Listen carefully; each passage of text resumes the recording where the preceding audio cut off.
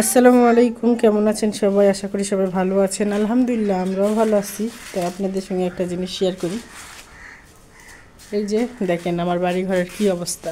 বাড়ি ঘরে কাজ করতেছি, আর বাড়িতে মিস্ত্রি কাজ করতেছে, আর আমি একটু আমার দেবর ছোটো ভাইয়ের বিয়ে হলো, সেখানে গেছিলাম।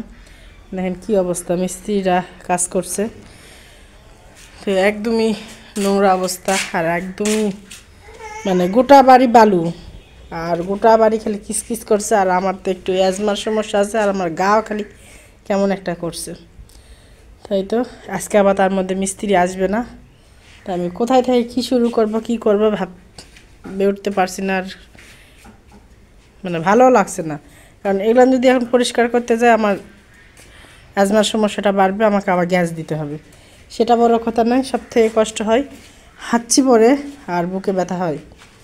যে কাউকে দিয়ে যে এগুলো পরিষ্কার করাবো সেটাও সম্ভব না, কারণ নিজের কাজ কাউকে দিয়ে ওইরকম হয় না, মানে পরিষ্কারের কাজটা। আর গোটা বাড়িয়ে যে বালু, আর এই যেখানে সিমেন্ট টিন, এই দেখেন আমার টেবিলের অবস্থা। থাক, রান্নাঘরটা দেখাবো না, শুধু আমার ঘরটা আপনাদেরকে দেখাই। মানে না পরিষ্কার করলেও না, যে এতটা পরিমাণে ধুলা, এই ধুলার একটা গন্ধতে অ্যাজমার সমস্যাটা বাড়ে। এই যে দেখেন, এই যে শোকেসের কাপড় বিছানো আছে, কাপড়ের নিচে দেখছেন কতটা পরিমাণে ধুলা।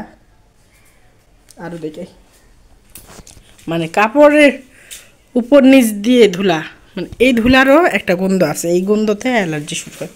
এই যে এলা যদি আমি পরিষ্কার করি আমার অবস্থা খারাপ।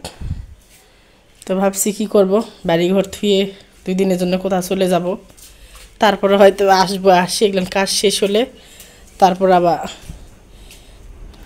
মানে কাউকে দিয়ে পরিষ্কার করে নিয়ে তারপরে বাড়িতে ঢুকবো এমন মনে হচ্ছে। কিন্তু আমি যদি বাড়িতে না থাকি তাহলে এই কাজগুলো কে করবে? এগুলো মিস্ত্রি তো কাজ বুঝতেও পারবে না। তো যাই হোক, এটা আপনাদের সঙ্গে শেয়ার করলাম, কেউ কিছু মনে করবেন না। আমি কিন্তু যথেষ্ট পরিমাণে এগুলো পরিষ্কার করি, কিন্তু বাড়িতে মিস্ত্রি এই যে দেখেন, মানে বাড়িঘর কমপ্লিট না হয় বাড়িঘর পার হওয়া এটা একটা ঝামেলা। আর বাড়িতে মিস্ত্রি লাগে, সেই বাড়িতে থাকাটা যে কতটা কষ্ট একমাত্র যারা করে তারাই বোঝে, তাছাড়া কেউ বুঝবে না। তো যাই হোক, সবাই আমার জন্য দোয়া করবেন, আমি যেন এই মাশরুমের ঘরগুলো ভালোভাবে করতে পারি, কাজটা শেষ করতে পারি, আর আমি যেন সুস্থ থাকি। এই যে এখনই আমার একটু সমস্যা হয়ে যাচ্ছে। তো সবাই ভালো থাকবেন, সুস্থ থাকবেন, আমাদের জন্য দোয়া করবেন। আল্লাহ হাফেজ।